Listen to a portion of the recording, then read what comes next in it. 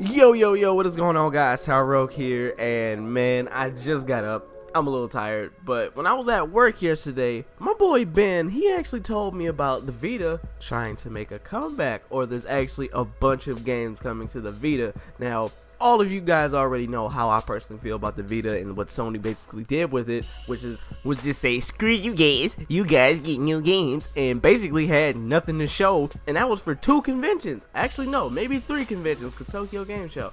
But anyway, the VGA Awards, I think it was like maybe a few days ago, actually hit, and come to find out, quote unquote, it's Vita time from your PlayStation Blogspot.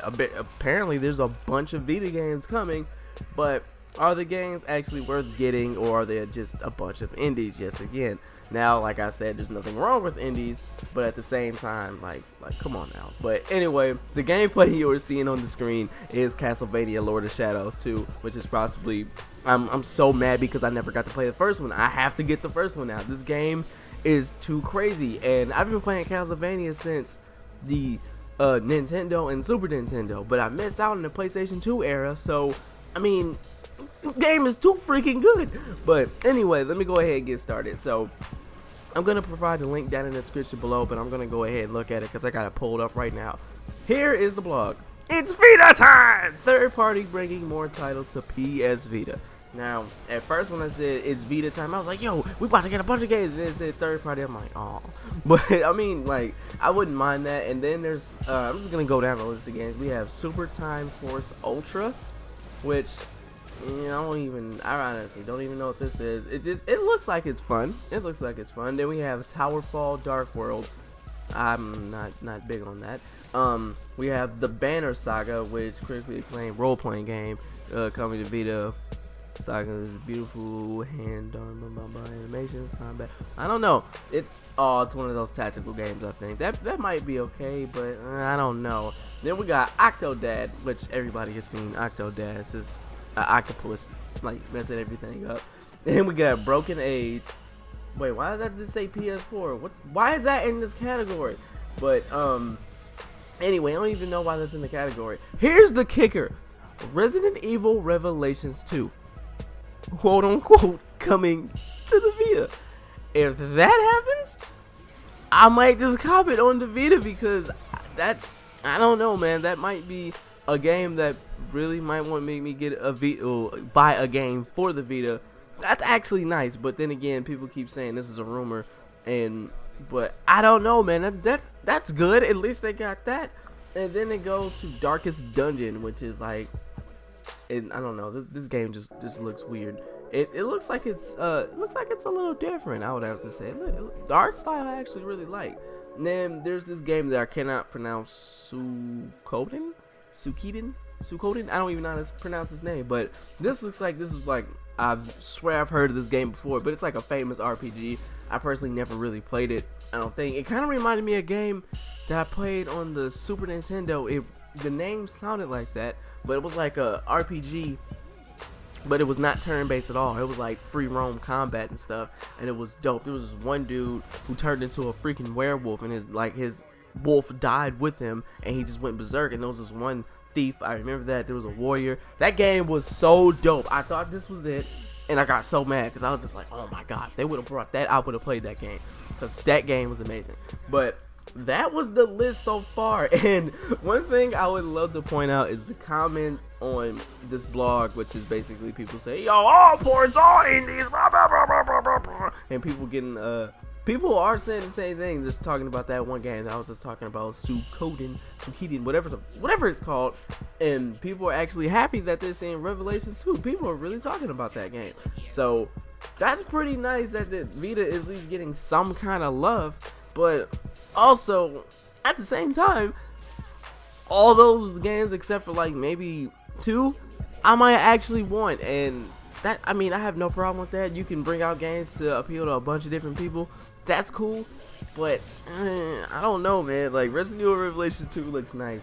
If that's actually coming to the Vita, I don't know if that's a rumor or not. But man, it's just, where are the first party games? He told me that, oh, they're making another tearaway for the Vita, but I've heard of Tearaway Unfolded, which is on PS4 only, so I don't know about that. If they make a Tearaway 2, best believe I might cop that game, because the first Tearaway was just that good. Best platformer I've played in years. Yet Sony just doesn't understand. That's actually what people want, are the great games that you put out on the Vita, like the Killzone Mercenaries, the Tearaways, just the fighting game ports. I don't mind. Some people hate the ports, but at the same time, it does give me a nice option to where if I don't want to turn on my console, my PC, my this, my that, and I can just play it in the palm of my hand. That was the point of the Vita, was to bring, console quality on the go. And half the time when we did get those console ports, I felt satisfied. I was loving it. But I mean, it's just like, come on, man. They was just dropping the ball recently, man. I just wish that Sony would try to bring out more games to the Vita and keep this coming. That at least was something. I mean, it wasn't like what was it? E3, but we got nothing, and then Gamescom, we got nothing. Tokyo Game Show, we got nothing. Like, I mean, as long as they're bringing us that, which was actually a decent amount of games that actually look nice, besides the ports or these indies that look like they're okay and kind of different, they look interesting. I will at least say that they look interesting, but some of those indies were not gonna make me just go out and buy a Vita just to get them. Revelations 2, because I'm a huge Resident Evil fan, best believe maybe I will get that if that's actually true. If it is true and if it looks nice on Vita, I might end up copying it, but I don't know. But that's what I have to go ahead and say. And if you don't believe all the stuff that I was just reading, I'm gonna go ahead and link it down in the description below so everybody can see it, because I don't know, this is some kind of good news. I will at least say that I'm happy that they're at least trying to push this Vita out. Now all we need is some advertisement, some more games, and just more games and support. That's all we need. And the Vita might make a comeback, to be honest with you, because trust me, this year for the Vita was like the worst year ever. 2013 and 2012 was some great years because we got a bunch of great games, but this year was ass for the Vita. Besides Borderlands 2 and a bunch of HD collection games, other than that, that's all I can really think of.